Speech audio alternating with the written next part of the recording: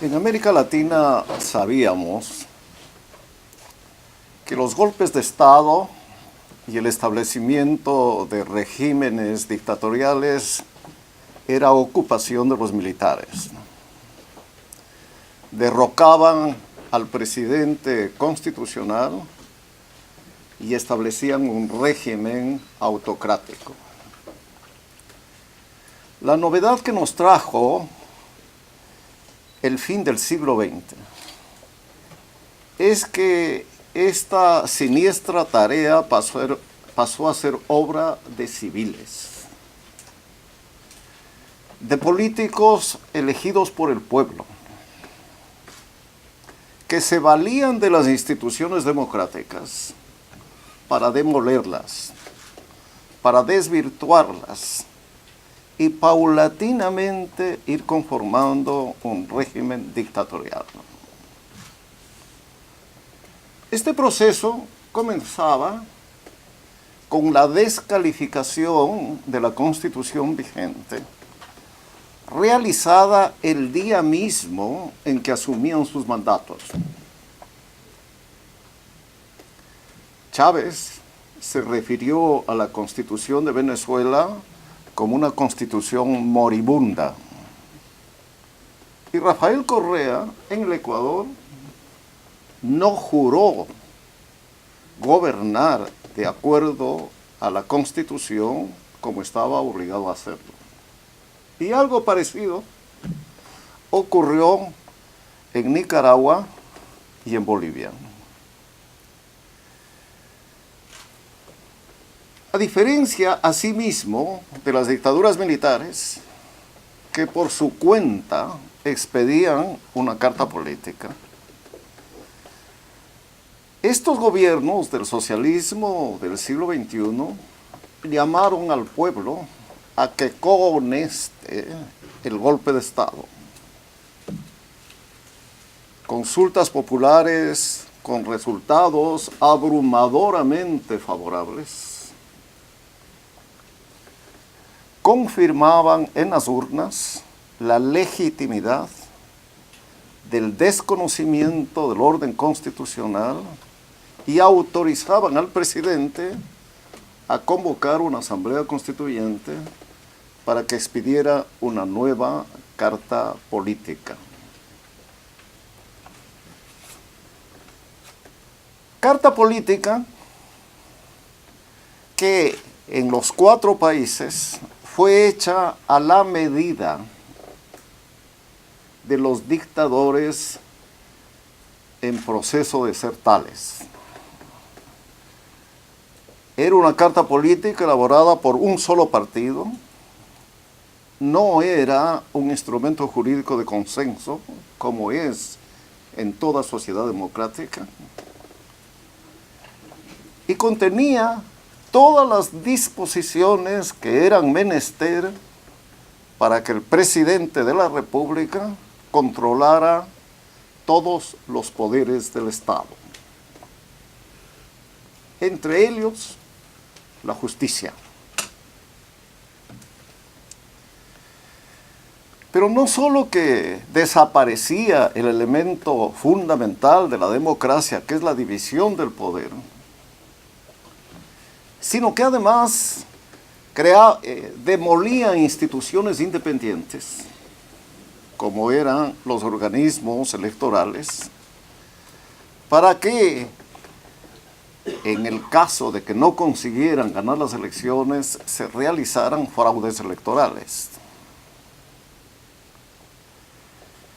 Al mismo tiempo que eran perseguidos los medios de comunicación, quebrados económicamente, amilanados políticamente, a fin de que guardaran silencio sobre este proceso de ruptura del orden constitucional y del establecimiento de un régimen no democrático.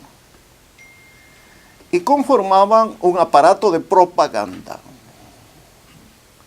para que la única verdad que los electores, que los ciudadanos conocieran, era la verdad transmitida por los órganos del gobierno. Cooptaban a las organizaciones sociales, sindicatos, organizaciones de la sociedad civil, movimiento indígena, organizaciones de mujeres, de jóvenes, ecologistas, de tal manera que el pluralismo de la sociedad democrática, en la que conviven opiniones, criterios, procedimientos diferentes, se uniformaran en función de consolidar el gobierno dictatorial y mantenerlo indefinidamente en el poder. Es lo que ocurrió a fines del siglo XX en Venezuela y a principios del siglo XXI en Nicaragua, Ecuador y Bolivia, con las particularidades propias de cada país.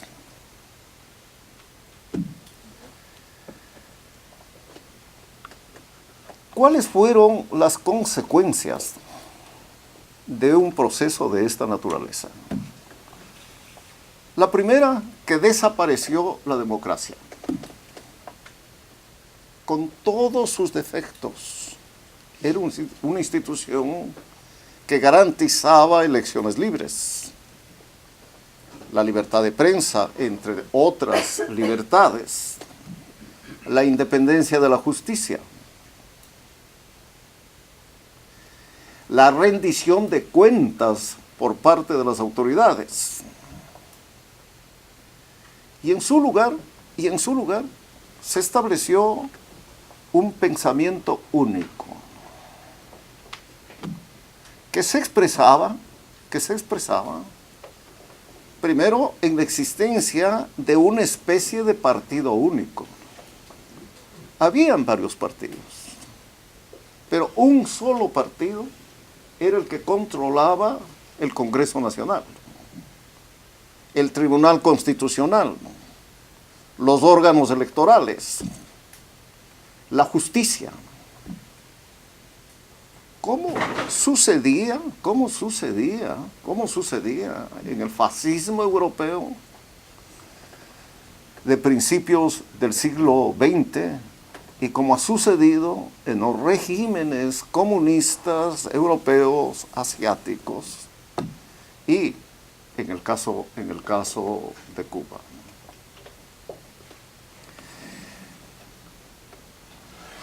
Es difícil explicar cuál fue el motivo por el que Correa desistió de candidatizarse a un nuevo mandato, luego de haber conseguido que el Congreso Nacional, Asamblea Nacional se llama en el país, ¿no?, le autorizara, con una interpretación pues no constitucional, postularse a una nueva elección, y que escogiera para reemplazarlo a su vicepresidente, que había cohonestado todos los actos que acabo de señalar y que jamás había discrepado. Estilo de sumisión que probablemente es la que les llevó a caer en el tamaño error de confiar en él. Porque en cuanto asumió la presidencia, el vicepresidente Moreno, en un evento electoral en el que existieron más que suspicacias, sospechas, evidencias de que se había realizado un fraude, paulatinamente fue poniendo distancias con el gobierno anterior.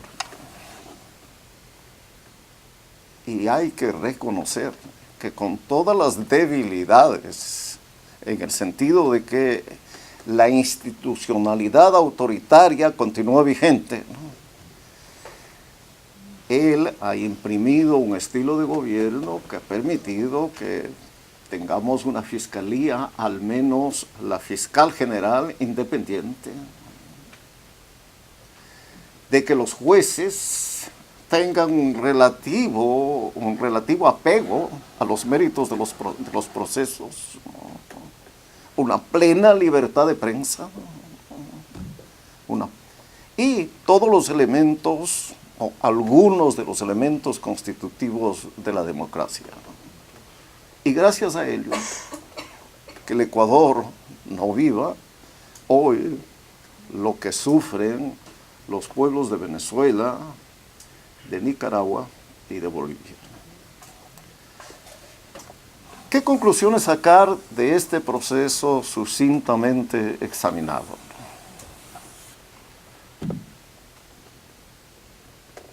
Como lo decía Winston Churchill, la democracia es el peor sistema de gobierno, con excepción de todos los demás. Y esta es una enorme verdad. Es un sistema con una serie de deficiencias, debilidades y conductas. Pero todas las alternativas al régimen democrático son peores, pero dramáticamente peores, horriblemente peores. Es necesario entonces defender la democracia con todas sus imperfecciones. Podemos trabajar en mejorarla, pero no podemos andar en búsqueda de una nueva democracia. Porque precisamente ahí estuvo el engaño realizado al pueblo latinoamericano, o al menos al pueblo de aquellos 4 países, que se iba a instaurar una nueva democracia, sin ningún defecto, suma de perfecciones. Nada de eso ocurrió, todo lo contrario, absolutamente todo lo contrario. La otra lección que podemos sacar, ¿no?, es que en estos 40 años de democracia latinoamericana, el periodo más extenso democrático tenido por el continente en su historia, ¿no?, con todos los países gobernados por presidentes constitucionales, con la única excepción de Cuba. América Latina, a pesar de la década perdida de los años 80 y de los años 90, en el caso de algunos países, a pesar de que no vivió el auge económico de las dictaduras del siglo XXI y de las dictaduras de los años 70 y 80, es el periodo en el que América Latina ha registrado el mayor progreso económico y social de su historia. Jamás en la historia del continente se había producido una caída tan dramática de la pobreza. Todavía existe, pero en cifras infinitamente menores. Jamás en América Latina había logrado conformarse, salvo Argentina, ¿no?, a su tiempo Cuba, se había logrado conformar una ya significativa clase media. Y también, ¿no?, en América Latina las mujeres no habían tenido la participación económica, social, política, deportiva, intelectual, artística que hoy tienen en el continente. Entonces, la democracia, que tan abominada fue por el socialismo del siglo XXI, sí ha hecho mucho por llevar adelante el desarrollo del continente. La otra reflexión que se me ocurre decir en esta sala, porque no es corriente escucharla,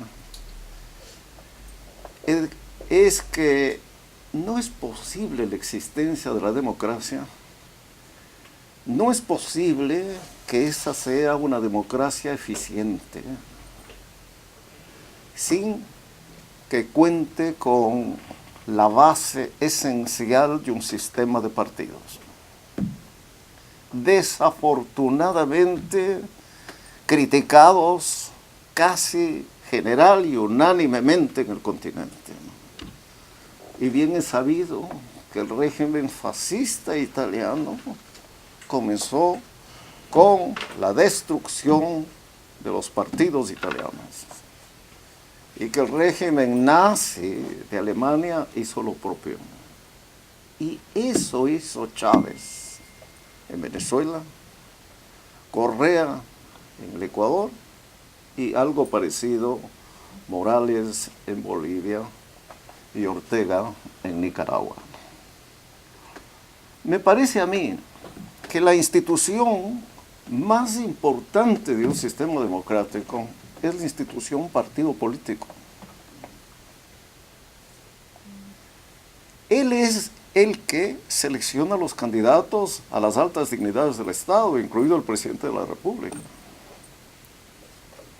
Él es el que nombra a los miembros de la Corte Suprema de Justicia, al organismo electoral superior. Él es el que define el articulado, las instituciones constitucionales. Él es el que fija la política económica. No hay otra institución en la democracia que abarque un trabajo, un ámbito tan amplio.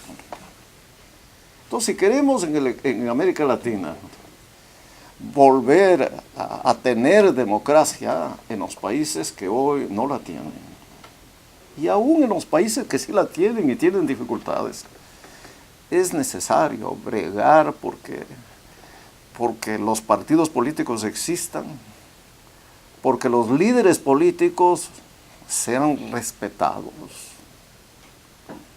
Bien, ha habido políticos corruptos en América Latina, pero ha habido políticos honestos. Ha habido políticos patriotas. Ha habido políticos visionarios. Ha habido políticos que cambiaron la sociedad, cambiaron la economía, cambiaron el país para bien. Y desafortunadamente, a todos los políticos se nos ha puesto en el mismo saco.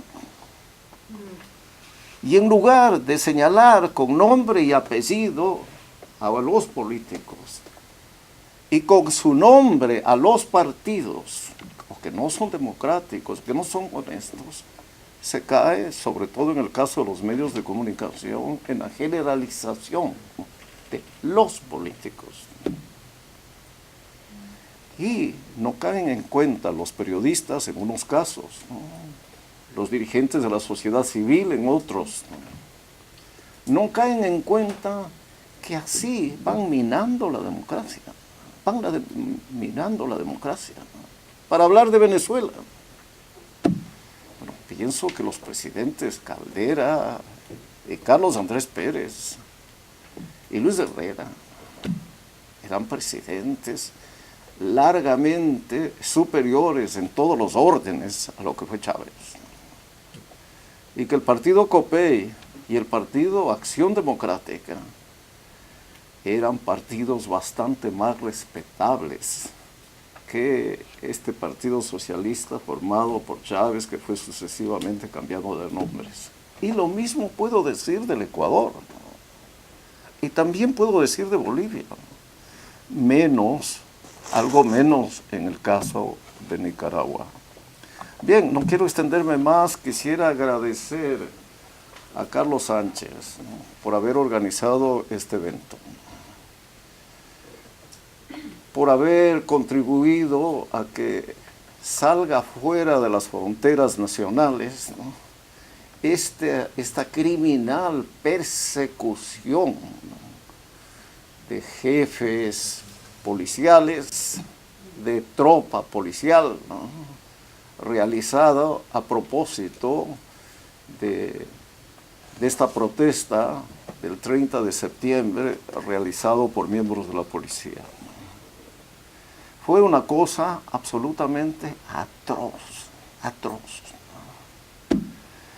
Bien, quiero agradecer también a ustedes por habernos acompañado, ¿no? Y particularmente habernos ofrecido la oportunidad de a través de las redes sociales llegar a miles de latinoamericanos que probablemente ignoraron muchos o ignoran todavía muchos de los hechos aquí estudiados. Buenas noches con todos.